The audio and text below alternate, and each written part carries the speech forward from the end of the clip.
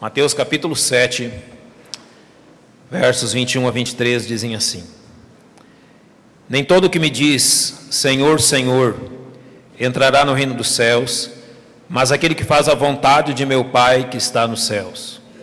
Muitos me dirão naquele dia, Senhor, Senhor, não profetizamos nós em Teu nome, e em Teu nome não expulsamos demônios, e em Teu nome não fizemos muitas maravilhas? Então lhes direi abertamente, nunca vos conheci, apartai-vos de mim, vós que praticais a iniquidade. Senhor nosso Deus,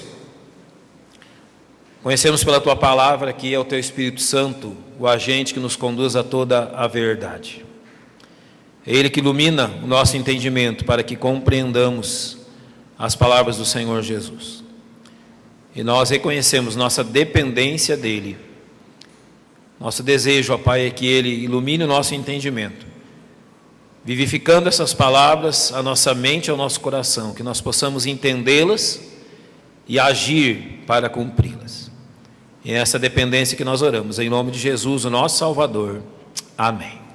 Podem se assentar, irmãos, os perigos, ou o perigo da autoilusão. Esses versos aqui, registrados pelo Senhor Jesus, naquele que nós chamamos de o Sermão do Monte, ele está aqui já encerrando. Na realidade, ele já encerrou aquilo que ele havia de dizer, no final do verso 14, e agora então o Senhor Jesus está alertando aqueles que ouviram o Sermão do Monte sobre algumas questões. E uma das questões que o Senhor alerta aqueles que ouviram ele proferir esse sermão é exatamente sobre o perigo da autoilusão. Esses 3 versos estão aqui, e notem que são 3 exemplos nessa porção dos versos 15 até 29, 3 exemplos de uma mesma questão. Ele usa o exemplo dos frutos, ele usa o exemplo dessas pessoas que realizavam grandes obras em seu nome, e ele usa o exemplo de 2 pessoas que construíram uma casa no mesmo lugar e que sofreram a mesma intempérie, uma resistiu e outra não. Então aquilo que ele estava colocando no coração deles é que não bastava simplesmente ouvir o que ele estava dizendo, aquilo devia chegar ao coração deles de forma prática. As palavras dele deviam realmente entrar no coração daquelas pessoas e produzir ali efeito. Não bastava simplesmente ouvir o que Jesus estava dizendo, precisava obedecer. Nós falamos de fé, e nesse sentido, fé é obediência. Ou seja, obedecer aquilo que o nosso mestre tem dito. No exemplo aqui dos versos 21 a 23, que nós queremos usar nessa noite, notem que não havia nenhum problema no ensino das pessoas que estavam falando aqui. Jesus não aponta que eles estavam errados no ensino deles. Então a autoilusão que eles aqui aplicavam a si mesmos não tinha causa no ensino deles. Não era o problema daquilo que eles estavam ensinando. Também não era o problema daquilo que eles estavam fazendo. Lendo os versos 21 a 23, você não pode dizer que eles tinham uma atitude errada. Não era uma atitude incorreta aquilo que estava acontecendo com essas pessoas. Mas Jesus, mesmo assim, alerta que muitos me dirão naquele dia. Notem bem, não são poucos os que caem nesse erro. O erro da autoilusão. Eles estavam espantados no verso 23 com o fato que Jesus o havia rejeitado, que Jesus havia rejeitado a eles, mesmo eles produzindo o que estavam produzindo, está descrito aqui. Mas havia um problema muito sério ali. Eram pessoas que não tinham problemas no seu ensino, não tinham problemas nas suas atitudes, mas tinham um problema muito sério. Estavam iludidos a respeito daquilo que realmente eram. Quando celebramos a ceia do Senhor, o Senhor está nos dizendo, examine-se, pois, o homem a si mesmo. Ele está exatamente nos chamando a isso, irmãos. Examine o seu coração. Você está olhando para tudo que é exterior. Você está olhando para tudo aquilo que as pessoas também veem. Você pode, no momento do autoexame, pensar assim, Senhor, eu não faltei nenhum culto esse mês. Senhor, eu fiz tudo aquilo que a minha igreja pede que eu fizesse. Eu vim às conferências, eu estive presente aqui, eu participo dos ministérios da igreja. Mas aquilo que Jesus Cristo está fazendo é olhar por debaixo de tudo isso, é examinar o que nós somos por debaixo, ou seja, naquela zona que as pessoas não veem, aquilo de nós que as pessoas não podem observar, aquilo que está além daquilo que nós somos exteriormente, aquilo que só Deus pode olhar aqui dentro. Ele está dizendo: olha, Deus precisa fazer isso. Nós temos que dar lugar para que Deus nos examine, para que, usando da pessoa do Espírito Santo, iluminando o nosso entendimento, Ele nos mostre realmente se estamos no caminho certo, se estamos vivendo da forma certa. A autoilusão se cura exatamente dessa forma, dando lugar para que Deus haja. Eu quero falar 4 coisas sobre esses homens aqui citados nos versos 21 a 23. 4 verdades sobre eles. 4 questões que nós podemos tirar desse texto e que pode nos mostrar quem eram esses homens. Primeiramente, eles eram ortodoxos. Quer dizer alguém ortodoxo, alguém certo na sua doutrina. Não havia uma doutrina errada entre eles. A ortodoxia, ou seja, aquilo que eles seguiam era correto. Você, observando a vida deles, não observava algo, não entendia, não podia colocar algo ou demonstrar algo que estivesse contra a palavra de Deus. Olhando aquilo que está escrito aqui, também eram pessoas zelosas. Notem quanto nós falamos da importância do zelo. Você não pode acusar esses homens descritos nos versos 21 a 23 de não serem zelosos. Você também não pode acusá-los de não serem fervorosos. Eram homens fervorosos naquilo que faziam. Tinham uma boa doutrina, eram zelosos para com as coisas de Deus, eram fervorosos no trabalho do Senhor. Então não está aqui o problema deles. Certamente, em segundo lugar, eram pessoas elogiadas por outras pessoas. As pessoas observavam as ações deles e os elogiavam. Não havia questões na vida deles, aparentemente questões exteriores que as pessoas pudessem observar, que levariam eles a serem criticados. Antes eles eram elogiados. Em terceiro lugar, fazendo o que faziam, eram reputados como bons servos de Cristo. Eram pessoas que eram reputados como aqueles que estavam servindo ao Senhor Jesus Cristo verdadeiramente.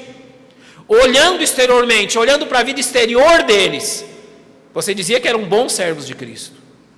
Em quarto lugar, com certeza, e o texto demonstra isso, eram pessoas satisfeitas consigo mesmas. Estavam satisfeitas com aquilo que eles estavam fazendo para Deus. Estavam satisfeitos com aquilo que estavam produzindo. Estavam satisfeitos com aquilo que estavam fazendo. Mas mesmo assim, apesar de todas essas qualidades que eu citei, o Senhor diz assim para eles: eu nunca vos conheci. O grande problema deles era o seu próprio juízo, o juízo carnal que faziam de si mesmos. Eles consideravam, pelas coisas que eu citei, que tudo estava bem com eles. Mas quando o Senhor observa, o Senhor diz: não, nem tudo está bem, nem tudo está ok. Aparentemente, exteriormente, está tudo bem, está tudo perfeito, está tudo ok.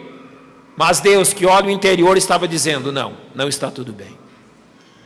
Claramente o Senhor diz: eu nunca vos conheci.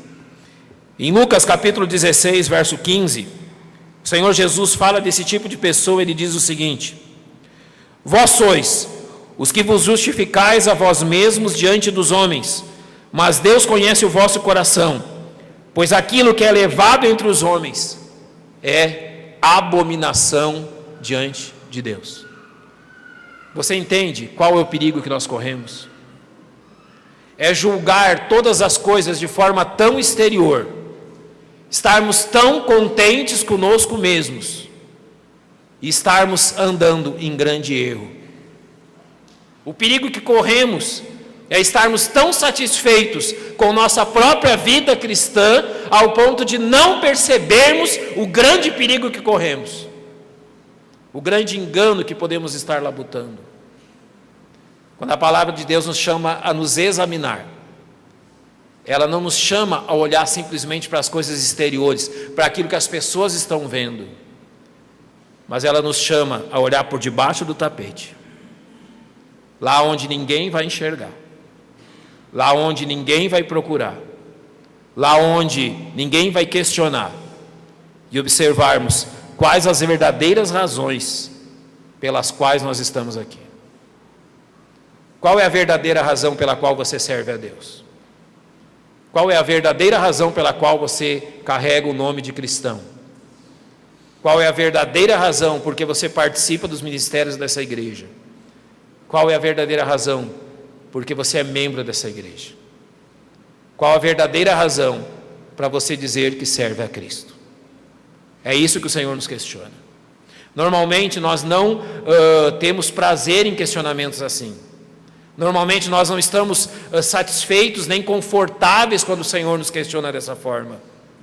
Mas notem, o Senhor é justo e bom para nos questionar nessas questões. Eu quero falar alguns problemas da vida desses homens citados aqui e que são de grande valia para nós entendermos aquilo que não deve estar errado na nossa vida. Primeira coisa que eu quero dizer sobre eles, a primeira causa dessa autoilusão deles, é que eles tinham uma falsa doutrina de segurança. Notem que os homens descritos aqui se acham plenamente seguros. Eles consideram que estão em plena segurança.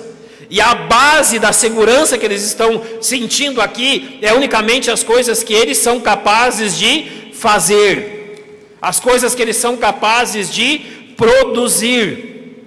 Notem que não há nenhum momento onde descreve que eles estão inseguros quanto à realidade deles. Não, são homens confiantes, homens que apresentam razões, apresentam provas da sua segurança, provas da sua confiança, mas que caem por terra quando Jesus as analisa. Eles apresentam provas que aparentemente são irrefutáveis, e o Senhor diz para eles: olha, eu nunca vos conheci. Apresentam coisas que aparentemente os davam grande segurança, mas o Senhor derruba todas essas questões. Pensando nisso, nós temos que pensar sinceramente na nossa profissão de fé. Em Romanos capítulo 10, verso 9, a Bíblia diz: se com tua boca confessares ao Senhor e em teu coração creres que Deus ressuscitou dentre os mortos, serás salvo. Isso é verdade.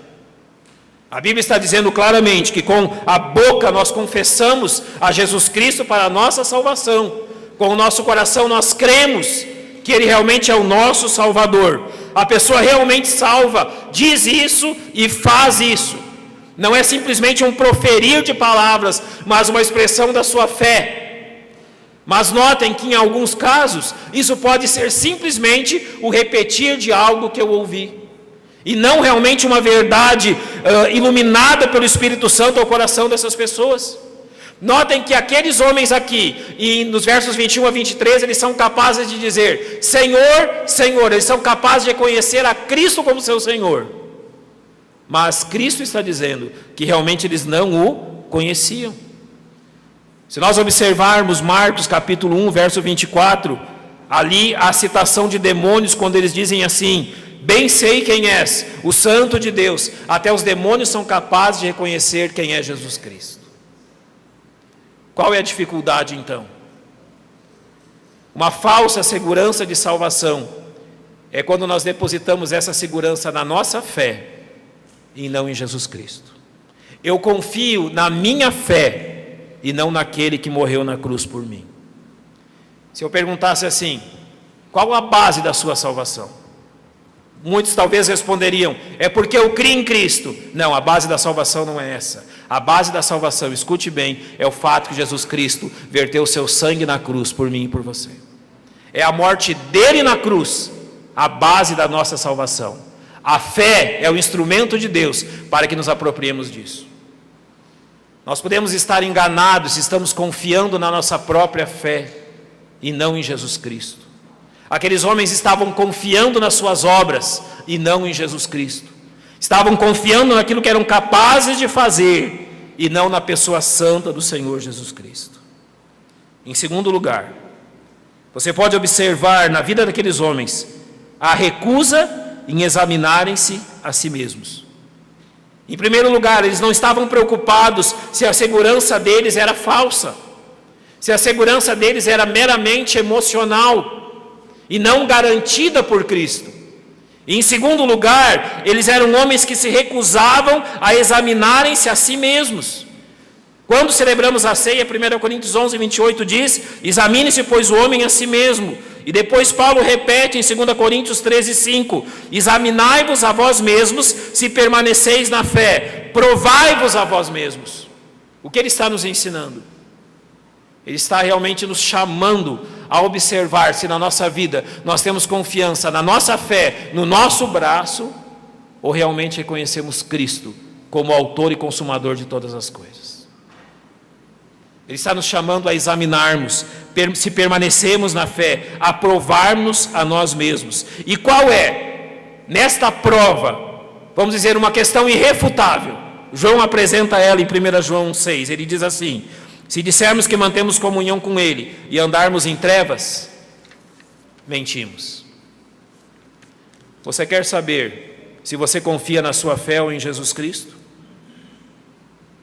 Se você confia na sua fé, unicamente naquilo que você é capaz de fazer, e não naquilo que Jesus fez na cruz, você será incapaz de escapar das trevas.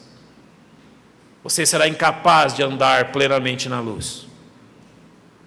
Ele fala claramente: se nós dissemos assim, eu conheço Jesus, mas a nossa vida não demonstra isso, ele diz que nós estamos mentindo. Por mais que um homem persista em dizer que é um crente, se sua vida permanece nas velhas práticas, ele está se auto-iludindo. Quero mais uma demonstração de como isso acontece? Observe se por acaso a sua vida corresponde a isso que eu vou dizer agora. Quantos aqui lembram? Antigamente, quando nós íamos na feira ou em algum lugar, as balanças não eram digitais como é hoje, não é? Você vai lá, está tudo digital, tudo certinho. Lembra como era antigamente? Era a balança de 2 pratos, no meiozinho aqui tinha aquilo que nós chamávamos de fiel.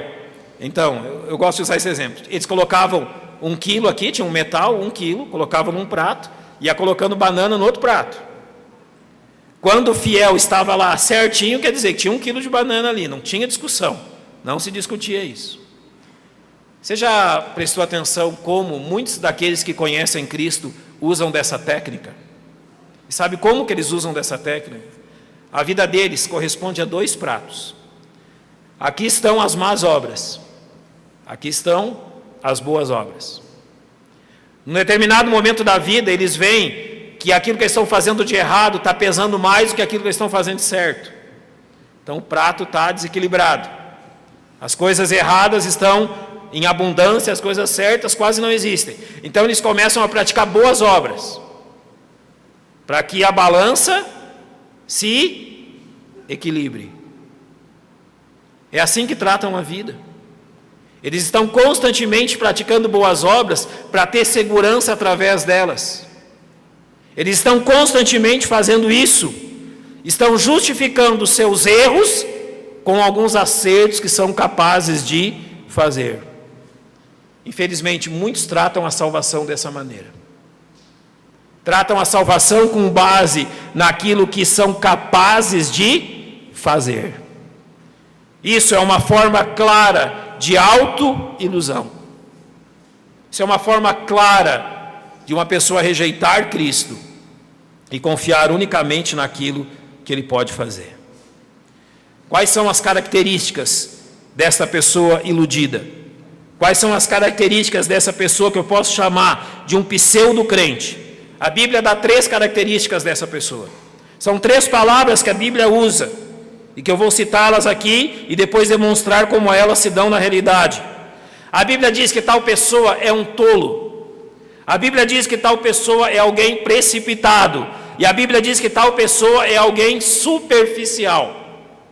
São essas características: tolice, precipitação, superficialidade. São características particulares de tal pessoa. E agora, da forma geral, como que eles se apresentam? Observe bem.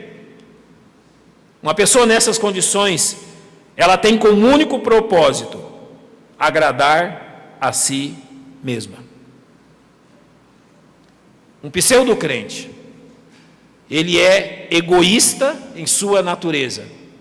E o seu objetivo não é glorificar o nome de Deus, mas agradar a si mesmo.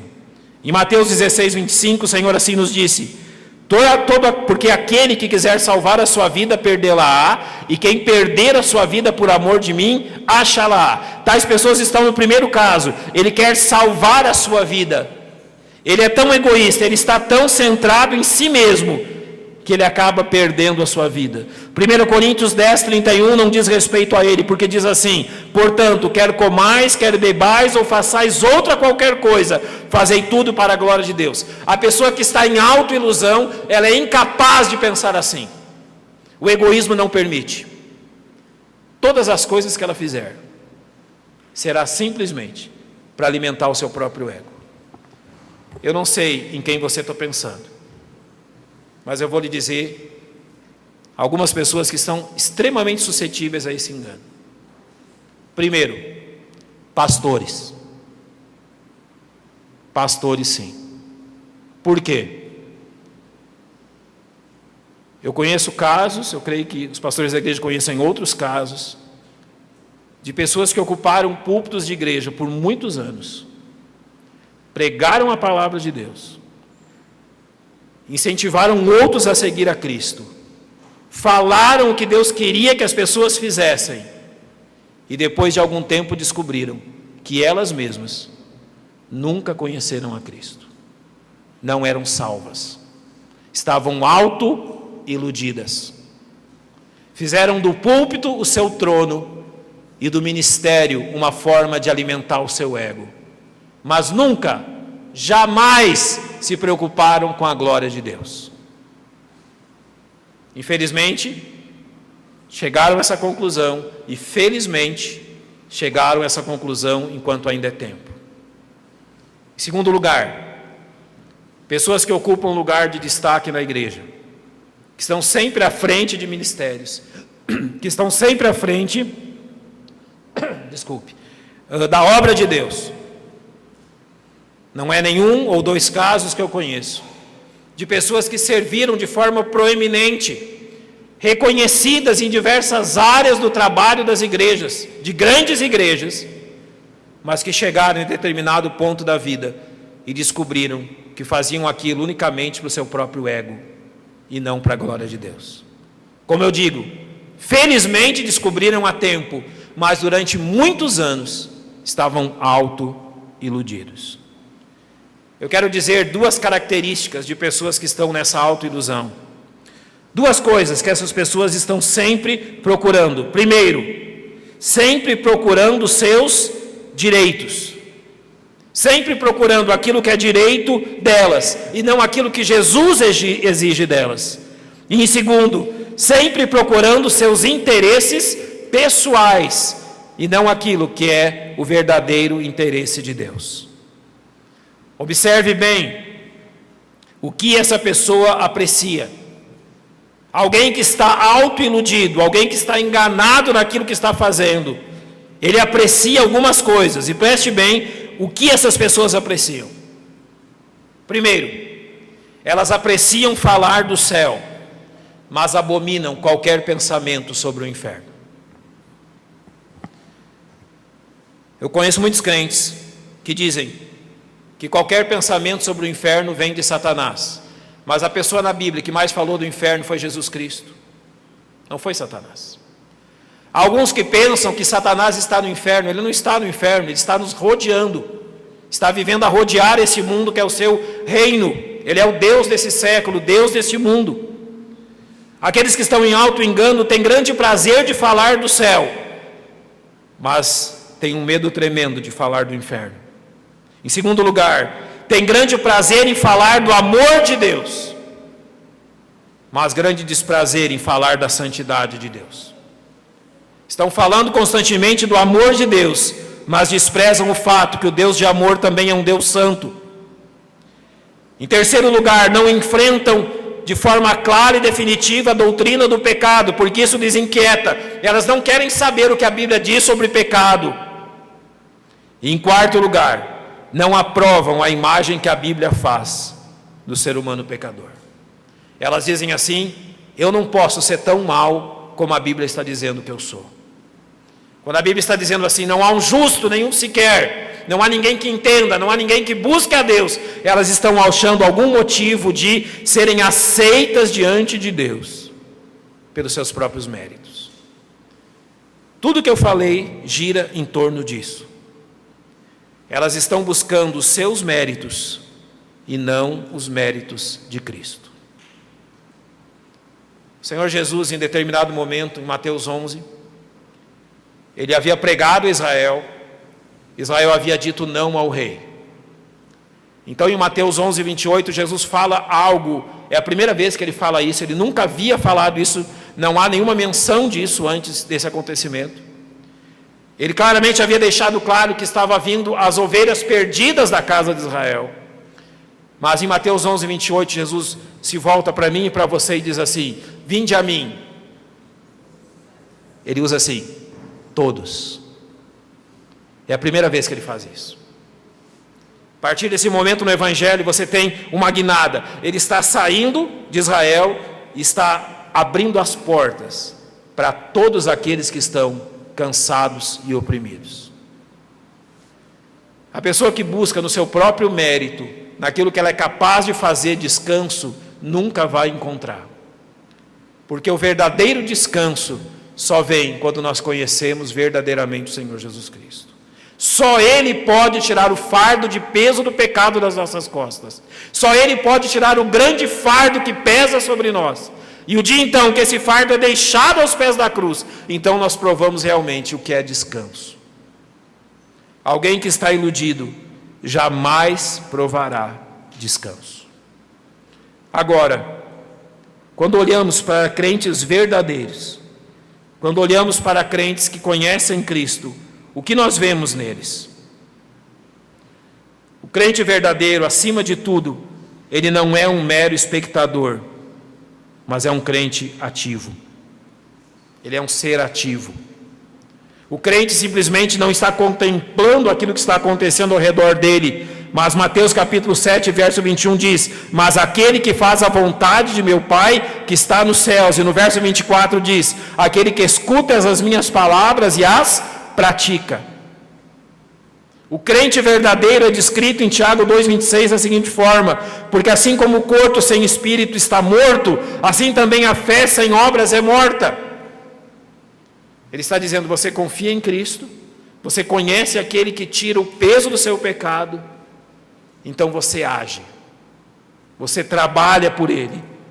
Tiago acrescenta isso no capítulo 2, versos 17 e 18, quando ele diz: assim também a fé, se não tiver as obras, é morta em si mesma. Mas dirá alguém: tu tens a fé e eu tenho as obras. Mostra-me a tua fé sem as tuas obras, e eu te mostrarei a minha fé pelas minhas obras. Então você pode olhar e dizer assim: pastor, é exatamente aquilo que as pessoas estavam fazendo. Eles estavam demonstrando que eles são capazes de fazer. Eles estavam demonstrando que eram capazes de fazer por Cristo. E está dizendo aqui, pastor, está escrito bem claramente que eu tenho que demonstrar a minha fé pelas minhas obras. Qual é a diferença? Aonde tem uma diferença aqui? Nós temos que entender isso.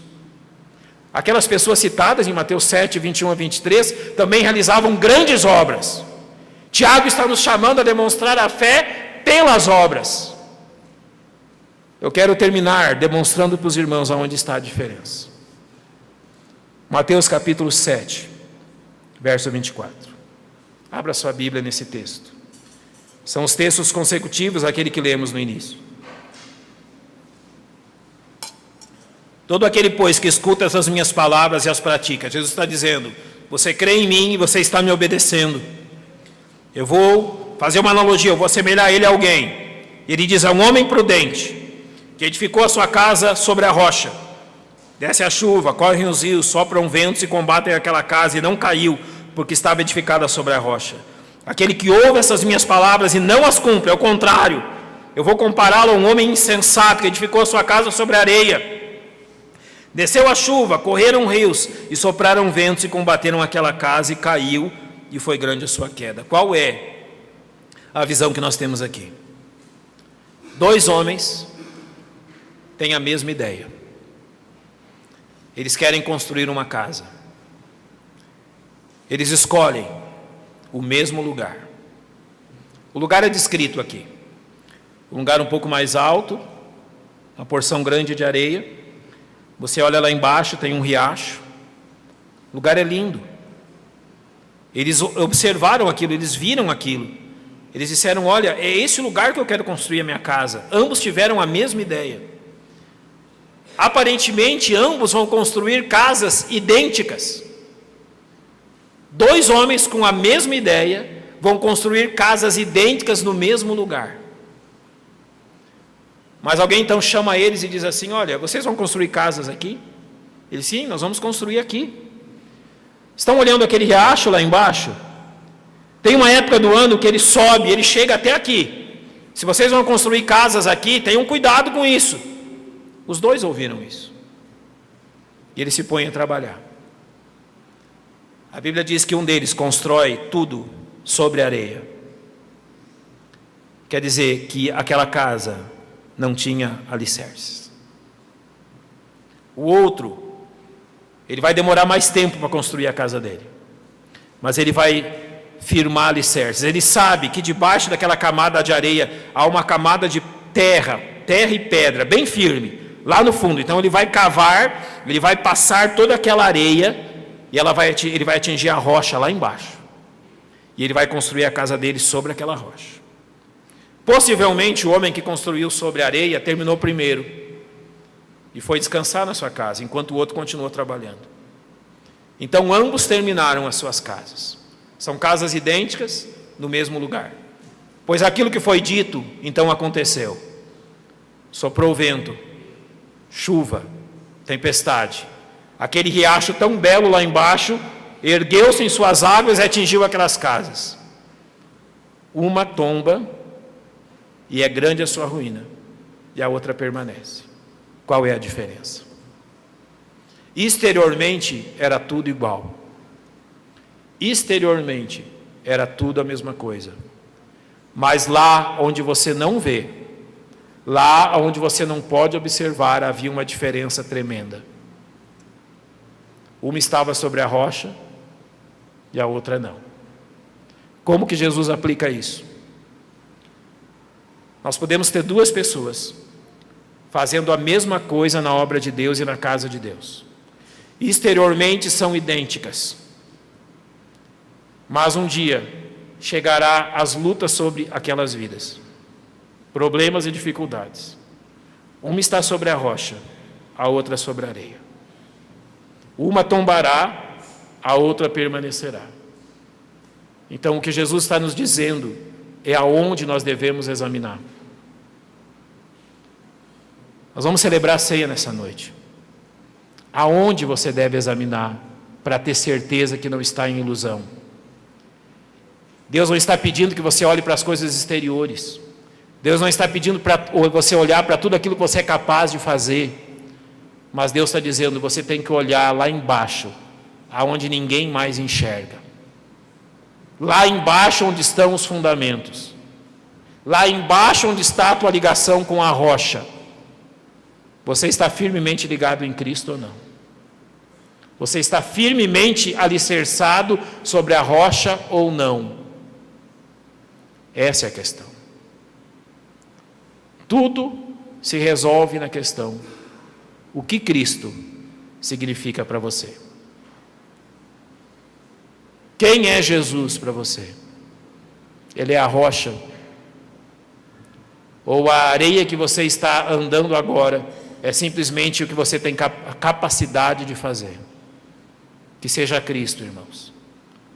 Que tudo na nossa vida seja alicerçado sobre a pessoa do Senhor Jesus. E assim, nós nunca, jamais, vamos estar caindo no erro de sermos iludidos, auto-iludidos, pelo nosso próprio engano.